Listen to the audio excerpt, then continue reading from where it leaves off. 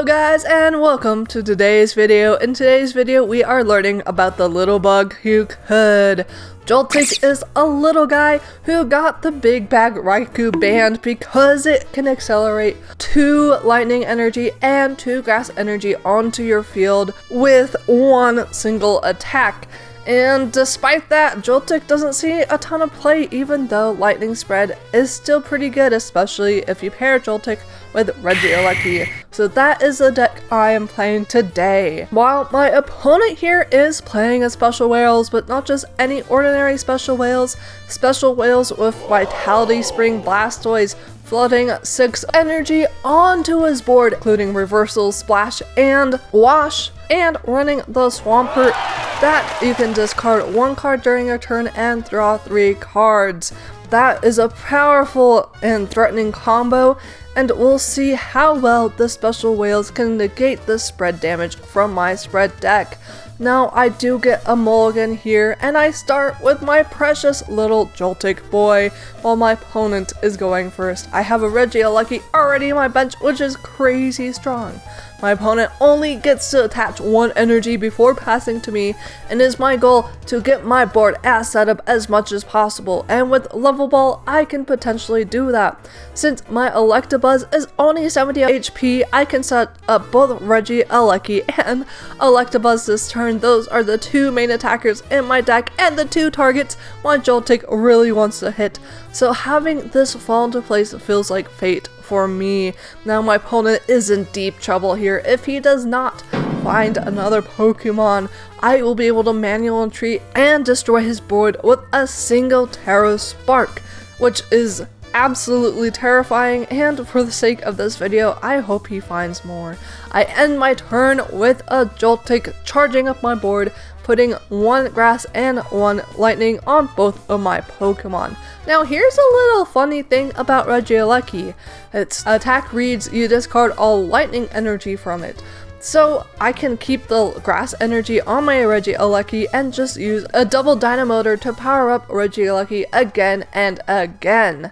Now my opponent here plays an Arizu, and I was thinking if he has a Pokegear in hand, he can easily get his board set up.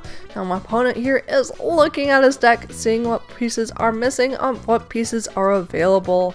He has Frostmoth, so he is going to go grab it out from his deck, and he grabs Drizzle as well, and now he has 1 more option, and depending on what is in hand, what he grabs here could matter a lot. That's a Marsh Stomp.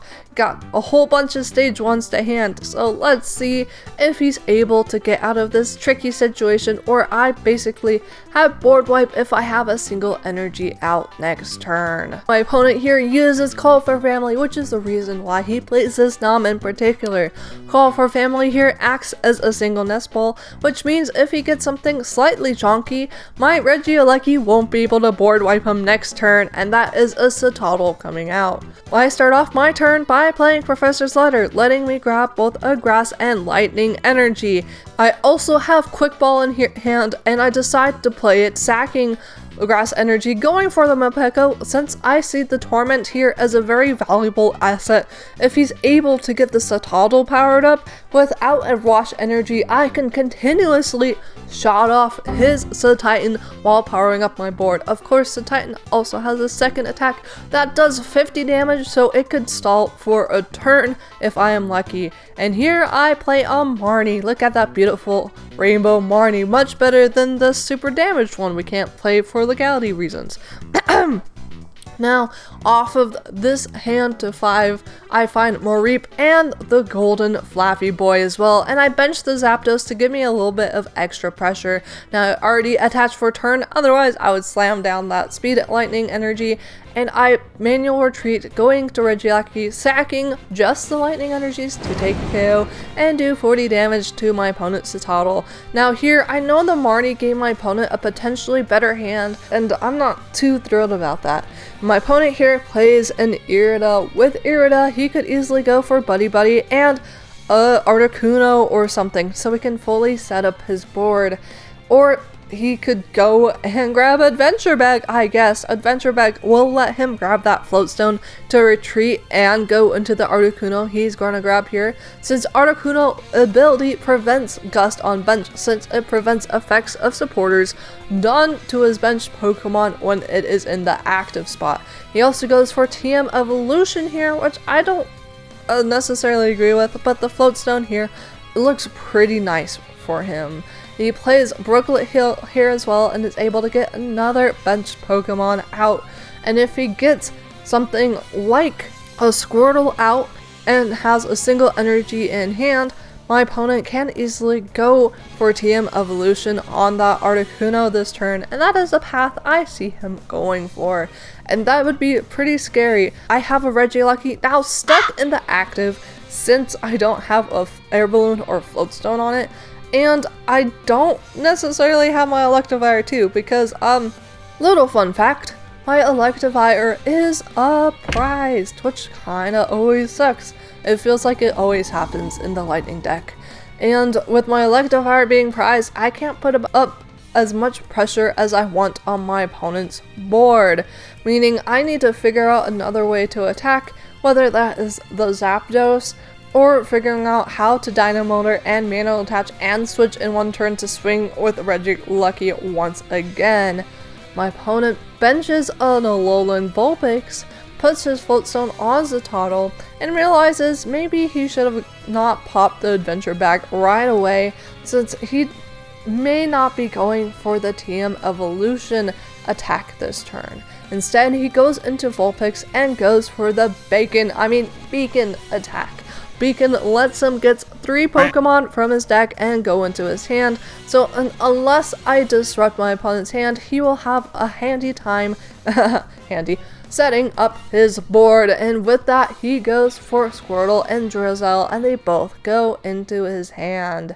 Now here I top deck a Buddy Poffin, I rip that Speed Lightning, and I find Floatstone. Field Blower. Floatstone here is actually really nice, since with the supporters in hand, Titanizer and Volkner, I was debating about using one of them to give me a switch pivot, but now I don't have to worry about that as much. I actually can play my very expensive Volkner we got before it super spiked, get a Lightning Energy and an item card, which here might be an escape rope. I am thinking about pushing something else into the active to give me a better chance of attacking with Regieleki again. I also considered grabbing Electro Power, just stockpile in my hand to blow past a big beefy boy whenever he gets it, but instead I decide to go for Switch, and I hold the Switch in hand. I decide just to go into the Zapdos. Pretty sneaky play, but fairly telegraphed, and if my opponent does have Disruption, my Zapdos could very well get stuck in the active, which would absolutely suck.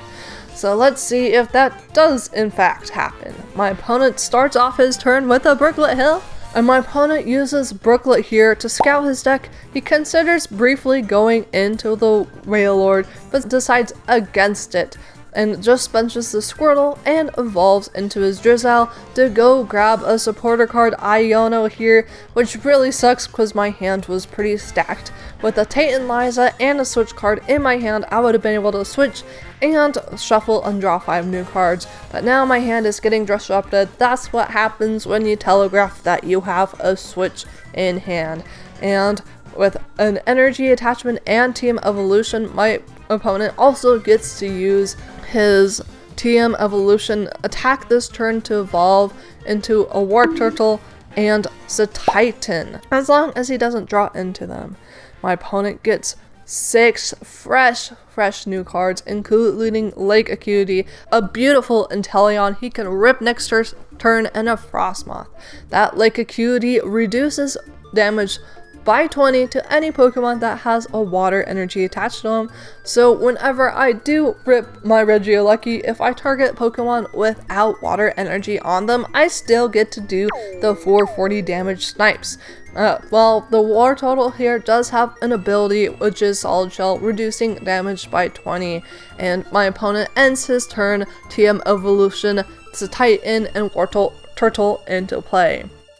Now I start off my turn with a Flaffy Dynamotor. My hand is now different, but honestly I got Escape Rope, Air Balloon, and Muscle Band. I am absolutely chilling here. This is my kingdom, and I start off with an Escape Rope because, as a reminder, Articuno only shuts off supporters. And here, I want to put a little bit more pressure on my opponent's board. I'd rather kill something that is on his bench, like that Drizzle, which I figured he would send up. But keep in mind, my opponent had Inteleon in hand, and I wanted to deny him a potential Inteleon, so this felt pretty great. Now, a Terra Spark takes the KO on Drizzle, and I'm able to do a 20 reduced damage snipe to Wailord, and a 40 full snipe on the Titan, making it have only 100 HP left, which is very nice because the more damage I can get onto it now, the less I have to worry about stretching really hard to kill the Titan later. My opponent evolves into Blastoise and then takes stock. He is down 2 energy, 1 in discard, 1 in play, and benches the Wailmer. He uses VS Seeker once again to play Iono, giving me only a hand size of 3. I kind of rather like that hand, so I'm a little upset about that. My opponent gets 6 fresh new cards. I do have counter energy in hand, which I'm going to hold. My opponent manual attaches an energy to Blastoise and uses Vitality Spring. Now he doesn't have that many energy left. He has Reversal, Recycle, Wash, Water, and Capture energy, and that is all the energy he has left in deck. Now where he puts these energy is pretty important. He could slap them onto his Wailord, which is probably a really good play here as it would reduce damage, or he could put them on the Blastoise, which he can use to put on pressure and clear up a little bit of space on his board. Well, obviously the Titan is going to get a bunch of energy on it too. A single reversal energy in this point in time is actually enough to power up this Titan, so that would not be surprising to see. And then he decides to commit to the Blastoise, which I felt was a mistake. I top deck an Evo Soda, which is fantastic because I drew a very important man off of my prizes, and that is Electivire, and now he is out of the prizes, he is out of the deck, and he is into play, my man Electivire, doing 50 damage spread, now reduced by 20 because everything has an energy attached to it. It's slightly a feel-bad moment, but I can start spreading with my Electivire now.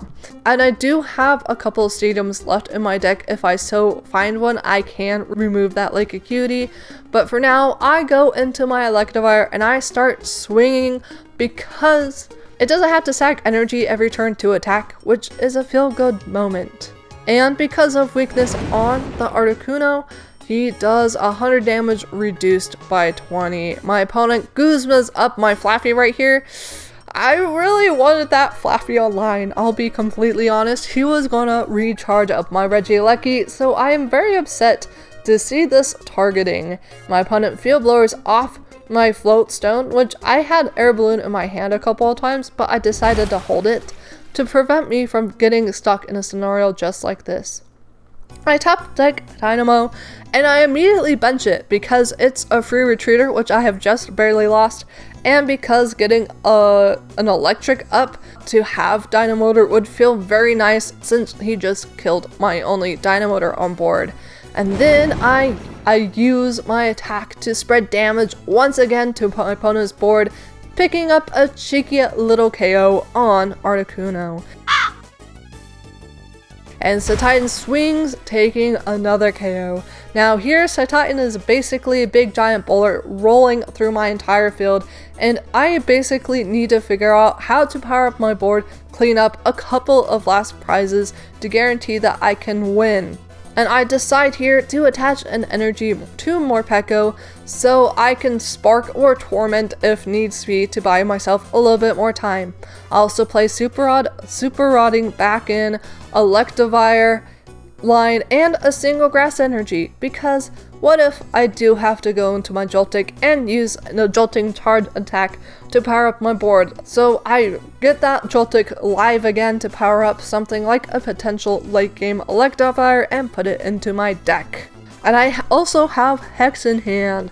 Now Hex here, I probably should save in case he does go into Willard, so I can remove the jumbo-sized ability and the damage reduction. I go into Zapdos and I swing for a KO. I am at a single prize here. My opponent benches Mudkip to thin it from hand and takes a KO on my Zapdos. Now here, I have game in hand, mainly because Blastoise is weak to lightning, and I'll be completely honest, I did not realize that, and I was playing like I had to kill that Mudkip. I was very focused on figuring out Mudkip's kill right now. I have counter energy in hand, which provides a single colorless energy when I am ahead on prizes, and is enough to power up my Morpeko to start sparking. I use Spark, and that is 100 damage for a KO, and that is the game. Now my Joltik supercharged my board into a very favorable position, and my opponent had a very slow start, which Whales is used to, but unfortunately he did not put up his whale at any point in time, which would have been very hard for my board to deal with, and if he did put it up, I probably would have lost. I hope you guys enjoyed this video. Be sure to give it a like, and I am grateful to everyone who watches this video, and I'll see you guys all in next week's video. Bye!